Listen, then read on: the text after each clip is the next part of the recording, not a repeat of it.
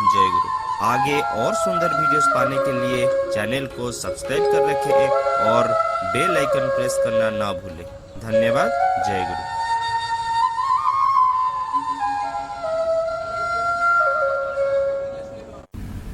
तापस भाई की आपण मैंने समस्ते प्राय जानती, बेसी इंट्रोडक्शन दौना।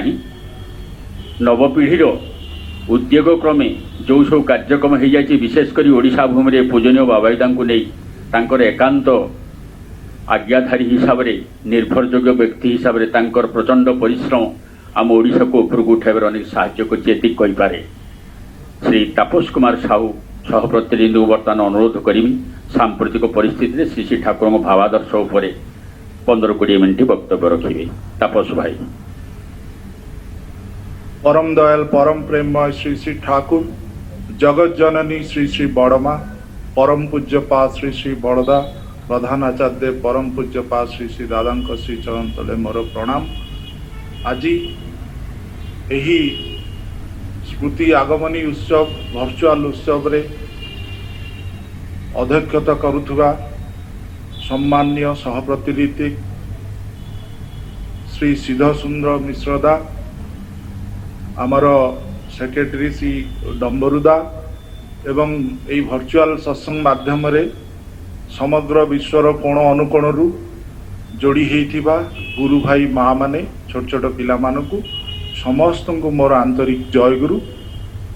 आज वास्तविक एक परम सौभाग्यर दिन जे आमे एक विषम परिस्थिति देकी जाउचे, तथापि आम जीवन मुख्य श्री श्री ठाकुर तांकु ही नहीं कि आमे आनंद करू, तांकु से ही आम जीवन आनंदर मुख्य उत्स। सेथिपई आज समग्र विश्व जेतेबेले एक भिन्न परिस्थिति देकी गति करुची, तथापि तांकर ई स्मृति महोत्सव को आज आमे आनंद उल्लासर सहित आज सकाळू ये वर्चुआल उत्सव माध्यम अति सुंदर भावे विभिन्न अनुष्ठान भीतर देकी आज आमे याकू उपभोग कलु। वास्तविक श्री श्री ठाकुर को आमे जे पाइचे यहाँ आम पई केते बड़ सौभाग्यर कथा, कारण श्री श्री ठाकुर निजे तांको श्रीमुखरे कहिसंती जे यहाँ पूर्वजन्मर स्वीकृति नथिले एई परम पितांकर सदीक्षा प्राप्ति हुए नाही बा तांको कर्म रे मनुष्य योगदान करिवार सुजोग पाए नाही। आमे माने समस्ते केते जन्मर पुण्य बल रे एई जीवनटा आमर धन्य जे स्वयं एक अद्वित ईश्वर जेतेबेले धरावतरण करिसंती श्री श्री ठाकुर अनुकूल चंद्र रूप रे आमे तांको पाइचे, तांकर सतनाम पाइचे। आउ सबुठु बड़ कथा हैला ईश्वरंकर एथर अभिनव लीला सी तांकर अवर्तमान काल रे सी तांकर रेतधारा आचार्यों भीतर देकी आज जो लीला करुछंती आमे समस्ते जेनेरेशन वाइज से आचार्य परंपरा भीतर देकी से परम पिता को टिके अनुभव करिवार सुजोग पाउचे। मो भलिया हतभाग लोक माने भी जी कि मु श्री श्री ठाकुर को देखिबार सुजोग पाइनी, जुगाचार्य श्री श्री बड़दा को भी देखिबार मोर सौभाग्य हैनी। आज जदि आचार्य देव दया करिकी जदि तांको संग सानिध्य करिवार सुजोग न देई थांते ताहले श्री श्री ठाकुर को कल्पना करिबा भी मो पक्षे संभव ही न थांता। वास्तविक ठाकुर खाली आमे कथारे कहीदेले हब नाही जे एक अद्वित ईश्वर सी प्रेममय, तांकर से प्रेमर जो व्याख्या वास्तविक मो पक्षरे करिबा संभव नुह। आज आज आम उत्सव जहाँ ये आलोचनार जहाँ टॉपिक रही जे सांप्रतिक परिस्थिति रे श्री श्री ठाकुर भावादर्श मु मोर मूर्ख बुद्धि रे जहाँ बुझी सदाबले बसिकी जो ठाकुर कथा भावे नुआ नुआ जो दीक्षा भी नहीं से प्रथम मो मुंडरे आसूला जे ये ठाकुर जो आसी आज ईश्वर आसी पृथ्वी के आसवर उद्देश्य कौन एवं सी आमठू वास्तविक कौन चाहती आमको कौन करने को चाहती। मोटामोटी आमे समस्ते जानीचे जे दीक्षा नेले आमको जजन जाजन इष्टवृत्ति स्वस्तिनी सदाचार एगुड़िक पालन करने को हुए, किंतु वास्तविक ए सबुगुड़िक भी आमे करने पछरे आमर गोटे आभिमुख्य थाए ଯେ ଠାକୁର ଆମକୁ କୋଉ ବିଷୟକୁ ନେଇକି କୋଉ ବିଷୟରେ ଆମକୁ ସିଦ୍ଧହସ୍ତ କରିବାକୁ ଚାହୁଁଛନ୍ତି। ଠାକୁରଙ୍କର ଯଦି ଗୋଟେ ଅତି ସରଳ ଭାବେ ତାଙ୍କର ଠାକୁରଙ୍କୁ ତ ବ୍ୟାଖ୍ୟା କରିବାର ଧୃଷ୍ଟତା ମୁଁ କରିବି ନାହିଁ, କିନ୍ତୁ ଆମେ ସମସ୍ତେ କହୁଛେ ଯେ ସିଏ ଈଶ୍ୱର, ସିଏ ମଣିଷ କାଙ୍ଗାଳ ଥିଲେ। ତାଙ୍କର ଗୋଟିଏ ଜିନିଷ ଥିଲା ଯେ ମଣିଷକୁ ସିଏ ବହୁତ ଭଲ ପାଉଥିଲେ ଏବଂ ସିଏ ତାଙ୍କର ଯେଉଁ ଏ ଭାବାଦର୍ଶ ମୋ ବୁଝିବାରେ ସିଏ ହେଉଛି ତାଙ୍କର ସେଇ ଭାବାଦର୍ଶ ଯଦି ଗୋଟିଏ ଶବ୍ଦରେ କହିବି ସିଏ ହେଉଛି ভালোবাসা। শ্রী শ্রী ঠাকুর କହିଛନ୍ତି এই ভালোবাসা মানুষকে খাবায়, এই ভালোবাসা মানুষকে পড়ায় এবং ଏ ଭଲ ପାଇବାଟା ଏମିତି ଗୋଟେ ଜିନିଷ ବାସ୍ତବିକ ଆଶ୍ଚର୍ଯ୍ୟ ଲାଗେ। ଠାକୁରଙ୍କର ଫିଲୋସଫି କି ଯେତେବେଳେ ମାନେ ଟିକେ ଟିକେ ପଢ଼ିକି ବୁଝିବାକୁ ଚେଷ୍ଟା କଲି ଯେ ବାସ୍ତବିକ ଠାକୁର କ'ଣ ଆମକୁ ହବାକୁ ଚାହିଁଛନ୍ତି, ଏଇ ଜିନିଷଟା ବୁଝିବାରେ ବହୁ ସମୟ ଲାଗିଲା। ପୂଜ୍ୟପାଦ ବାବାଇଦାଙ୍କର ଏଥିରେ ବହୁତ ଅବଦାନ ଅଛି, କାହିଁକି ନା ସିଏ ସଦାବେଳେ ମୋତେ ଗାଳି କରିକି ଠାକୁରଙ୍କର ବହି ଆଜି ଯଦି କିଛିଟା ପଢ଼ିଥାଏ ସେଟା କେବଳ ତାଙ୍କର ପ୍ରେରଣା ଯୋଗୁଁ। ସଦାବେଳେ ସିଏ ଏଇ ପଛରେ ଲାଗି ଲାଗି ମୋତେ ବେଙ୍ଗଲୀ ଶିଖେଇଲେ, ଦାଦାଙ୍କ ଆଶୀର୍ବାଦରୁ ବେଙ୍ଗଲୀ ପଢ଼ିପାରିଲି ଏବଂ ଠାକୁରଙ୍କର ଭାବାଦର୍ଶ ବହି ଗୁଡ଼ିକ ଯେତେବେଳେ ପଢ଼ିଲି ତା ଭିତରେ ଦେଖିଲି ଯେ ଠାକୁର କେବଳ ଏଇ ଭାଲୋବାସା ଭଲ ପାଇବାର କଥା କହିଛନ୍ତି ଯେ ପ୍ରାଣ ଭରି ଆମେ ଭଲ ପାଇବା, ଆମେ ଏ ବିଶ୍ୱରେ ମଣିଷମାନଙ୍କୁ, ଜୀବଜନ୍ତୁ, ବୃକ୍ଷଲତା ସମସ୍ତଙ୍କୁ ଭଲ ପାଇବା। କିନ୍ତୁ ଏଇଠି କଥା ରହୁଛି ଶ୍ରୀ ଶ୍ରୀ ଠାକୁର ଯେଉଁ ଭଲ ପାଇବାର କଥା କହିଛନ୍ତି, ଭଲ ପାଇବାର କେନ୍ଦ୍ରବିନ୍ଦୁ କରିକି ଚାଲିବାରକୁ ଜୀବନରେ କହିଛନ୍ତି, ସେ ଭଲ ପାଇବାର କେନ୍ଦ୍ରବିନ୍ଦୁଟା କିଏ ହେବେ? ସିଏ ହେବେ କେବଳ ସେଇ ଏକ ଅଦ୍ୱିତୀୟ ଈଶ୍ୱର ଶ୍ରୀ ଶ୍ରୀ ଠାକୁର ସ୍ୱୟଂ। କାହିଁକି ନା ଆମେ ଆମର ଭଲ ପାଇବାଟା ଯାହା ତା ପାଖରେ ନ୍ୟସ୍ତ କରିଲେ ଯେ ଆମେ ସେଇ ଭଲ ପାଇବାରେ ସିଦ୍ଧି ହାସଲ କରିବା ବା ଗୋଟେ ଠାକୁରଙ୍କ ଭାଷାରେ ମାୟାମୁକ୍ତ ବା ମାୟାର ଊର୍ଦ୍ଧ୍ୱକୁ ଯାଇକି ବୃତ୍ତି ପ୍ରବୃତ୍ତି ନିୟନ୍ତ୍ରିତ କରିକି ଗୋଟେ ଭଲ ମଣିଷ, ଚରିତ୍ରବାନ ମଣିଷ ହେଇପାରିବା, ସେଟା ସମ୍ଭବ ନୁହେଁ। ଯେଉଁ କଥା ଠାକୁର କହିଲେ ଯେ if you will make Henry Ford your idol you can become another Henry Ford. କିନ୍ତୁ ଏଇଠି କଥା ହେଉଛି ଠାକୁର ଯେଉଁ ଭଲ ପାଇବା କଥା କହିଛନ୍ତି ସହସର ଭାବେ କଥା ହେଲା ଯେ ଜୀବନରେ ଆଦର୍ଶଙ୍କୁ ଅନକଣ୍ଡିସନାଲ ସରେଣ୍ଡର, ଅନଟଟରିଂ ଆଧିଅରାନ୍ସ, এইটা জীবন্ত আদর্শଙ୍କ ପାଖରେ ଯଦି ଆମେ ରଖିକି ଚାଲିପାରିବା, ଯଦି ସେଇଟା ସମ୍ଭବ ହୁଏ, କାହିଁକି ନା ଆମେ ବହୁତ ମହାପୁରୁଷଙ୍କ ଜୀବନୀ ପଢ଼ିଛେ, ଏ ଭଲ ପାଇବା ବା ଗୁରୁଙ୍କୁ ଖୁସି କରିବାର ଯେଉଁ ସାଧନା ଏଥିରେ ସିଦ୍ଧି ହେବା ବହୁତ କଷ୍ଟ। ମୁଁ ଦାଦା ବାବାଇଦାଙ୍କର ଭଲ ପାଇବା ନେଇକି ସିନା ତାଙ୍କ ପାଖକୁ ଚାଲିଗଲି, ତାଙ୍କ ସଙ୍ଗ ଭଲ ଲାଗେ, ତାଙ୍କ ପାଖରେ ବସିଲେ ଦେହରେ ପ୍ରଥମେ ବହୁତ ଶିହରଣ ହେଉଥିଲା, କିନ୍ତୁ ତାପରେ ଭଲ ପାଇବାଟା ଜିନିଷଟା କ'ଣ ସେଇଟା ବହୁ ଜୀବନର ଏବେ ଦୀକ୍ଷା ନେବାର 23 ବର୍ଷ ହେଲା। ପ୍ରଥମେ ଯେଉଁ ଜିନିଷ ଭାରି ସହଜ ଲାଗୁଥିଲା, ଭାରି କୁତୁକୁତିଆ ଲାଗୁଥିଲା, ମଜା ଲାଗୁଥିଲା, ଏବେ ତାର ଗଭୀରତା କେତେ ଏବଂ କେତେ କଷ୍ଟ ସେଇଟା ଆଜିକା ଏଇ ବୟସରେ ଟିକେ ଟିକେ ବୁଝିପାରିଛି। ଶ୍ରୀ ଶ୍ରୀ ଠାକୁରଙ୍କର ଏଥର ଲୀଳା ହେଉଛି ପିତା ପୁତ୍ରଙ୍କର ଲୀଳା। ଶ୍ରୀ ଶ୍ରୀ ଠାକୁର ଆଦର୍ଶଙ୍କୁ କେମିତି ଅନୁସରଣ କରିବା କଥା, କେମିତି ଭଲ ପାଇବା କଥା, ତାର ଉତ୍କୃଷ୍ଟ ନିଦର୍ଶନ ପୃଥିବୀରେ ରଖିବା ପାଇଁ ନିଜ ସାଥିରେ ନେଇକି ଆସିଥିଲେ ଶ୍ରୀ ଶ୍ରୀ ବଡ଼ମାଙ୍କୁ, ଶ୍ରୀ ଶ୍ରୀ ବଡ଼ଦାଙ୍କୁ। ଶ୍ରୀ ଶ୍ରୀ ବଡ଼ଦା ତାଙ୍କ ବିଷୟରେ ମୁଁ କିଛି କହିପାରିବିନି, ଗୁରୁ ପରିବାରଙ୍କଠୁ ଯାହା ଶୁଣିଛି, ବିନାୟକ ଦା, ଶ୍ରୀଧର ଦା, ତାଙ୍କ ସହିତ ସଙ୍ଗ କରିବାର ବହୁ ସୁଯୋଗ ଯେତିକି ପାଇଛି, ସଦାବେଳେ ମୋତେ ଭଲ ଲାଗେ ସେମାନଙ୍କର ମୁହଁରୁ ଶ୍ରୀ ଶ୍ରୀ ବଡ଼ଦାଙ୍କ କଥା ଶୁଣିବା ପାଇଁ। କାହିଁକି ନା ଗାମ୍ଭୀର୍ଯ୍ୟପୂର୍ଣ୍ଣ ବ୍ୟକ୍ତିତ୍ୱ ଥିଲା, କିନ୍ତୁ ଅନ୍ତରରେ ଏତେ ଭଲ ପାଇବା ଥିଲା, ଛୋଟ ପିଲାଙ୍କଠୁ ଆରମ୍ଭ କରି ପ୍ରତ୍ୟେକ ବ୍ୟକ୍ତି ପ୍ରତି ସେ ଭଲ ପାଇବାଟା ବାସ୍ତବରେ ବ୍ୟାଖ୍ୟା କରିହେବନି। ବିନାୟକ ଦାଙ୍କୁ, ଶ୍ରୀଧର ଦାଙ୍କୁ ଯେତିକି ଦେଖିଛି, ତାଙ୍କ ମୁହଁରୁ ଯେତିକି କଥା ଶୁଣିଛି, ଯେ ବାସ୍ତବିକ ବ୍ୟକ୍ତିତ୍ୱ କୋଉ ଭଳିଆ ବ୍ୟକ୍ତିତ୍ୱ ସେଟା ବାସ୍ତବିକ ନ ଦେଖିଲେ, ମଣିଷ ସଙ୍ଗ ନ କଲେ ସେଟା ବୁଝି ହେବ ନାହିଁ। ବଡ଼ଦା ଏଇ ପ୍ରକାର ବ୍ୟକ୍ତିତ୍ୱ ଥିଲେ। ବହୁତ ଭଲ ଲାଗେ ଶ୍ରୀଧର ଦା ଏତେ ଭଲ ଭଲ କଥା କୁହନ୍ତି ବଡ଼ଦାଙ୍କ ବିଷୟରେ। ଟୁର୍ରେ ମୁଁ କେମିତି ତାଙ୍କ ମୁହଁରୁ ସେଇ ସବୁ କଥା ଗୁଡ଼ିକ ଶୁଣିବି, ମୋର ଏଥିପାଇଁ ବହୁତ କ୍ଷୁଧା। ବାସ୍ତବିକ ଯାହା ହଉ ସେମାନଙ୍କର ସାଙ୍ଗରେ ଇଷ୍ଟକର୍ମ କରିବାର ସୁଯୋଗ ଯେତିକି ପାଇଛି, ବଡ଼ଦାଙ୍କ ବିଷୟରେ ବହୁତ ଘଟଣା ସେମାନଙ୍କ ଶ୍ରୀମୁଖରୁ ଶୁଣିଛି। ବହି ପଢ଼ା କଥା ବା ଅନ୍ୟ ଲୋକଙ୍କଠୁ ଗୁରୁ ଭାଇଙ୍କଠୁ ସିନିୟର ରୀତିକ ମାନଙ୍କଠୁ ଏବଂ ମୁଖ୍ୟତଃ ଗୁରୁ ପରିବାରଙ୍କଠୁ ବି ଯାହା ଶୁଣିଛି ଯେ ଠାକୁରଙ୍କୁ ଶ୍ରୀ ଶ୍ରୀ ବଡ଼ଦା କୋଉ ପ୍ରକାର ଭଲ ପାଉଥିଲେ ଆପଣ ଆଶ୍ଚର୍ଯ୍ୟ ହେବେ। ମାନେ ଛୋଟବେଳେ ଶ୍ରୀ ଶ୍ରୀ ବଡ଼ଦାଙ୍କ ନାଁରେ ବିଭିନ୍ନ ମିଥ୍ୟା ଅଭିଯୋଗ ହୁଏ।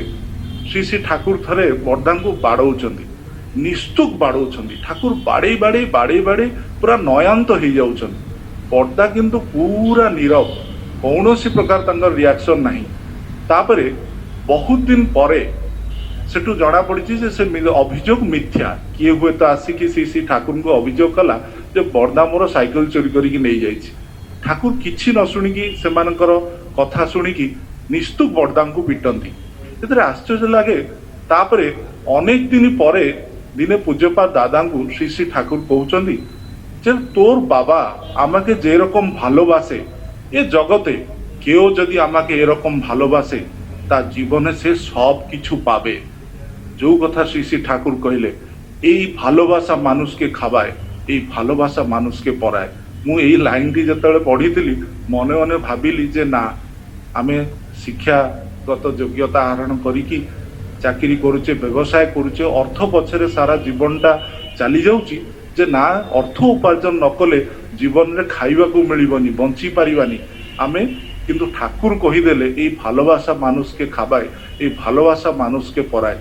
ଯେଉଁ କଥା କହିଲେ ଯେ ଗୁରୁଙ୍କ ପାଖରେ ଯିଏ ଅନକଣ୍ଡିସନାଲି ନିଃସର୍ତ୍ତ ଭାବେ ଗୁରୁଙ୍କୁ ଭଲ ପାଇ ପାରିଲା, ତାଙ୍କୁ ଖୁସି କରିପାରିଲା, ତାଠୁ ବଳି ସିଦ୍ଧି ଆଉ କିଛି ନାହିଁ। ସେଇଟା ହିଁ ଚରମ ସିଦ୍ଧି ଠାକୁରଙ୍କ ଭାଷାରେ। ଶ୍ରୀ ଶ୍ରୀ ବଡ଼ଦା କେବେ ହେଲେ ସିଏ ଯୋଗାସନ ସେମିତି କରନ୍ତିନି। ହଠାତ୍ ଦେଖାଗଲା ଯେ ସିଏ ବିଭିନ୍ନ ଯୋଗାସନର ବିଭିନ୍ନ ମୁଦ୍ରା ନିଖୁଣ ଭାବେ କରିଗଲେ। ସେଠୁ ଆଶ୍ରମରେ ଜଣେ ସେଠୁ ତାଙ୍କୁ ପଚାରିଲେ, ଆଜ୍ଞା ଆପଣ ତ କେବେ ଯୋଗାସନ କରିନାହାନ୍ତି, ତାହେଲେ ଆପଣ ଏଇ ମୁଦ୍ରା ଗୁଡ଼ିକ ଏତେ ସଠିକ ଭାବେ କେମିତି କରିପାରିଲେ? ବଡ଼ଦାଙ୍କର କି ସୁନ୍ଦର ଉତ୍ତର। ଗୁରୁଙ୍କୁ ଖୁସି କରିବାର କଳାରେ ଯିଏ ସିଦ୍ଧହସ୍ତ, ଜଗତରେ ସବୁ ବିଦ୍ୟାରେ ସେ ପାରଙ୍ଗମ। ମାନେ ଦେଖନ୍ତୁ ଏଠି ବି ସେଇ ମୂଳ କଥା ଆସିଗଲା ଯେ ଗୁରୁଙ୍କୁ ଜୀବନରେ ମୁଖ୍ୟ କରିକି ଚାଲିବା, ତାଙ୍କୁ ଖୁସି କରିବାର ମାନସିକତା ରହିଲେ ଅଟୋମେଟିକ ଏଠି ଦେଖନ୍ତୁ ଠାକୁର ଯେଉଁ ଏଠି ଆସିଛନ୍ତି ମଣିଷକୁ ଆଜି ପରିବର୍ତ୍ତନ କରିବା ପାଇଁ। ସାମ୍ପ୍ରତିକ ପରିସ୍ଥିତି କ'ଣ ଯେ ଆଜି ଆମମାନଙ୍କର ମୁଖ୍ୟତଃ ମଣିଷମାନଙ୍କର ଜୀବଜନ୍ତୁ ବୃକ୍ଷଲତା ଏମାନଙ୍କ ଚାରିତ୍ରିକ ଅଧପତନ ହେଇନି, ଆମେ ମଣିଷମାନେ ହିଁ ଆମର ଚାରିତ୍ରିକ ଅଧପତନ ହେଇଛି। ଆଜି ପୃଥିବୀରେ ଯେତେ ଯାହା ହେଉଛି ଆଜ୍ଞା ଦେଖନ୍ତୁ ଶ୍ରୀ ଶ୍ରୀ ଠାକୁରଙ୍କ କଥା ଆଲୋଚନା ପ୍ରସଙ୍ଗରେ ଯାହା ଲେଖା ହେଇଛି, ଏ ପୃଥିବୀ ପୃଷ୍ଠରେ ଯେତେ ଦୈବୀ ଦୁର୍ବିପାକ ହେଉଛି ତାର ମୂଳ କାରଣରେ ହେଲା ଏଇ ମଣିଷ। ଠାକୁର ଆର ଉତ୍ତରରେ କହିଲେ ଯେପର୍ଯ୍ୟନ୍ତ ମଣିଷ ସଂଯତ ହେଇନି, ଯେପର୍ଯ୍ୟନ୍ତ ମଣିଷ ଶୃଙ୍ଖଳିତ ହେଇନି, ଯେପର୍ଯ୍ୟନ୍ତ ମଣିଷ ଆଦର୍ଶ କେନ୍ଦ୍ରିକ ହେଇନି, ପ୍ରକୃତିର ଏଇ ପ୍ରକାର ପ୍ରତିଫଳନ ରହିବ। ସେ ସାଇକ୍ଲୋନ ହଉ, କରୋନା ହଉ, ମହାବାତ୍ୟା ହଉ, ଯାହା ହଉ, କିନ୍ତୁ ତାହା ମୂଳରେ ଯେ ଆମର ଅସଂଯତ ଚରିତ୍ର এইটা ঠাকুর সূচেই ଦେଇକି ଗଲେ। ଏବଂ ଏଇ ଅସଜଡ଼ା ମଣିଷକୁ ସଜାଡ଼ିବା ପାଇଁ ଆଜି ଠାକୁର କୌଣସି ଦଣ୍ଡ ବିଧାନ କଠୋର ସାଧନାର ପଦ୍ଧତି କିଛି ନାହିଁ। କେବଳ ସେ ଏତିକି କହିଲେ ତୁମ ସତ୍ତା ବାହାରେ ଜଣେ ଆଦର୍ଶ ଜୀବନ୍ତ ପୁରୁଷଙ୍କ ପାଖରେ ତୁମେ ତାଙ୍କୁ ସରେଣ୍ଡର କର ଏବଂ ତୁମେ ତାଙ୍କୁ ଜୀବନର ମୁଖ୍ୟ କରିକି ତାଙ୍କୁ ଖୁସି କରିବା ପାଇଁ ଜୀବନଟାକୁ ଉତ୍ସର୍ଗ କରିଦିଅ। ଦେଖ ତା ଭିତରେ ତୁମେ ସ୍ୱୟଂ ভগবান হয়ে উঠিব। ঠাকুরଙ୍କର ଯେଉଁ କଥା আমি চাই তোমরা সবাই একটা একটা ঠাকুর হোক। ঠাকুর কি সুন্দর কথা କହିଛନ୍ତି ଦେଖିଲେ, ଏକ ଅଦ୍ୱିତୀୟ ଈଶ୍ୱର। ପୂଜନୀୟ ସିପାହୀଦା ମୋତେ ସଦାବେଳେ କହନ୍ତି ମନେ ରଖ ଈଶ୍ୱର ଏକ ଅଦ୍ୱିତୀୟ, ଆଉ ଦ୍ୱିତୀୟ ଈଶ୍ୱର କେହି ହେଇପାରିବେନି, କିନ୍ତୁ ଆମେ ଅନ୍ତତଃ ତାଙ୍କର ମନ ଲାଖି ମଣିଷ ଗୋଟିଏ ହେବା ପାଇଁ ଚେଷ୍ଟା କରିବା। ବାସ୍ତବିକ ଶ୍ରୀ ଶ୍ରୀ ବଡ଼ଦାଙ୍କ ବିଷୟରେ ଯେତେ କହିଲେ ବି ତ ସରିବ ନାହିଁ। ରବୀନ୍ଦ୍ରନାଥ ରୟ ବୋଲି ଜଣେ ବିଶିଷ୍ଟ ଭକ୍ତ, ପୂଜନୀୟ ସିପାହୀଦାଙ୍କ ଶ୍ରୀମୁଖରୁ ଥରେ ତାଙ୍କ ବିଷୟରେ ଶୁଣିଥିଲି। ସେ କୁଆଡ଼େ ଏଇ ପ୍ରକାର ତାଙ୍କର ସାଧନା ଥିଲା ଈଶ୍ୱରଙ୍କୁ ନେଇକି ଯେ ଗୋଟେ ସମୟରେ ସେ ଦୁଇଟା ସ୍ଥାନରେ ସଶରୀରେ ଉପସ୍ଥିତ ରହିପାରୁଥିଲେ। ଏଇଟା ମୋତେ ଶୁଣିକି ଭାରି ଅଦ୍ଭୁତ ଲାଗିଥିଲା, କିନ୍ତୁ ଶ୍ରଦ୍ଧେୟ ସମ୍ମାନୀୟ ରବୀନ୍ଦ୍ର ଦାସ ସେଇ ପ୍ରକାର ଜଣେ ଭକ୍ତ ଥିଲେ ଶ୍ରୀ ଶ୍ରୀ ଠାକୁରଙ୍କର। ସିଏ ତାଙ୍କର ଲେଖାରେ ଲେଖିଛନ୍ତି ଯେ ଶ୍ରୀ ଶ୍ରୀ ଠାକୁର ବଡ଼ଦାଙ୍କ ବିଷୟରେ କହିଥିଲେ, ତାଙ୍କୁ କହୁଛନ୍ତି ରବୀନ୍ଦ୍ର ରାୟଙ୍କୁ ଶ୍ରୀ ଶ୍ରୀ ଠାକୁର ଯେ আমি যা বলি বড়খোকা তাই বলে, আমি যা পছন্দ করি বড়খକା তাই করে। বড়ଦାଙ୍କର ଠାକୁରଙ୍କ ସହିତ ଯୋଉ ଟ୍ୟୁନିଂ ଥିଲା ବାସ୍ତବରେ ସେଟା ବୁଝି ହୁଏ ନା। ଠାକୁର ରହନ୍ତି ଏପଟେ ଆଶ୍ରମରେ ପାର୍ଲରରେ, ବଡ଼ଦାଙ୍କ ଘର ଆମେ ସମସ୍ତେ ଜାଣିଛେ କିଛି ଦୂର ଚାଲିକି ଯିବାକୁ ହୁଏ। କିନ୍ତୁ ବଡ଼ଦା ଯେତେବେଳେ ତାଙ୍କ ନିଜ ଘରେ ଥାନ୍ତି ଭକ୍ତଙ୍କ ଗହଣରେ, ମାନେ ବଡ଼ଦା ଧର ହଠାତ୍ ଆଜି କହୁଛନ୍ତି ଯେ ବାବାଙ୍କର କାଲି ରାତିରେ ନିଦ ହେଇନି।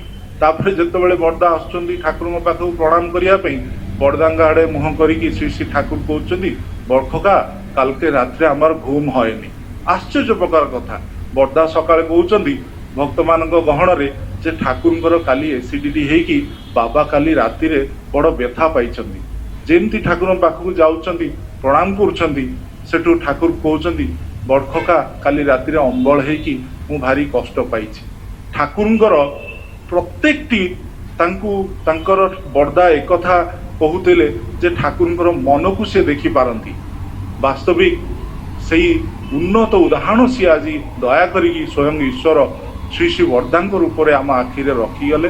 ମୁଁ ଯେଉଁ କଥା ପ୍ରଥମରୁ କହିଲି ଯେ ଭଲ ପାଇବାର କଳାରେ ସିଦ୍ଧ ହେବା ପାଇଁ ସିଏ ଆଜି ଆମକୁ ସିଦ୍ଧ କରିବା ପାଇଁ ସେ ଆସିଛନ୍ତି ଏବଂ ଜୀବନ୍ତ ରୂପରେ ଗୁରୁ ରଖିଦେଇକି ଯାଇଛନ୍ତି।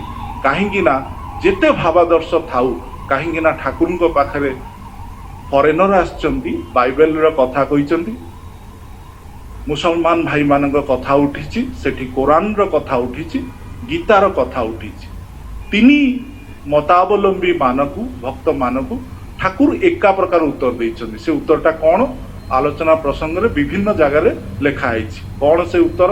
ଥରେ ଜଣେ ଫରେନର ଯୁକ୍ତି କଲେ ଯେ ଠାକୁର ବାଇବେଲ ପଢ଼ିକି ଯେ ଯୀଶୁଙ୍କର ଭାବ ତ ଆମେ କିଛି କିଛି ଅନୁଭବ କରିପାରୁ।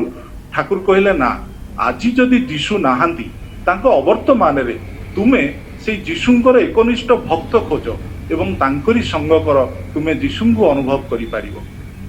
କୋରାନ ବିଷୟରେ ବି ସେଇ ଏକି କଥା ଯେ ଆଜି ତୁମେ ଖୋଜ ମହମ୍ମଦଙ୍କର ସେଇ ଏକନିଷ୍ଠ ଭକ୍ତ କିଏ, ତାହାରି ସଙ୍ଗ କର, ତାକୁ ଅନୁସରଣ କରିକି ଚାଲ, ତୁମେ ମହମ୍ମଦକୁ ଅନୁଭବ କରିପାରିବ।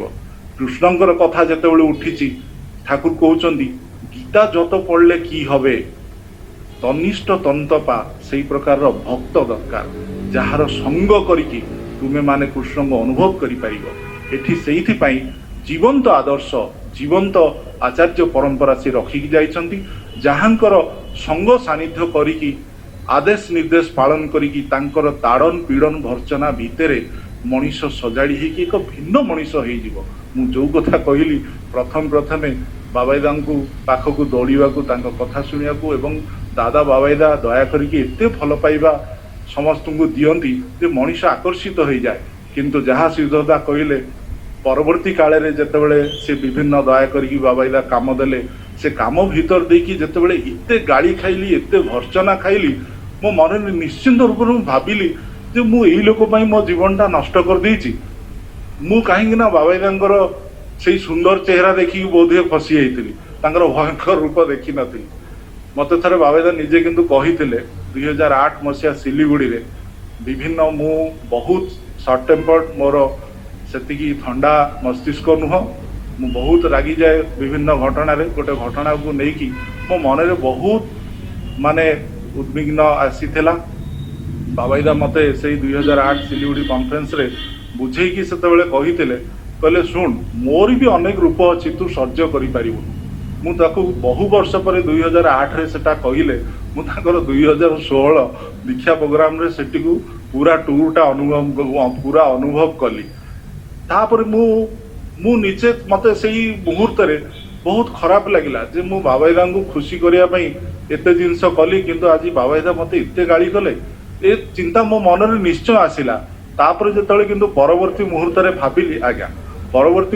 ଯେତେବେଳେ ଭାବିଲି, ତାପରେ ଦେଖିଲି ଯେ ଠାକୁର ଯେଉଁ ଭଲ ପାଇବା କଥା କହିଛନ୍ତି, ଯେ ଗୁରୁଙ୍କ ଆଦର ଅନାଦର ଦିଟା ଏକା ଜିନିଷ।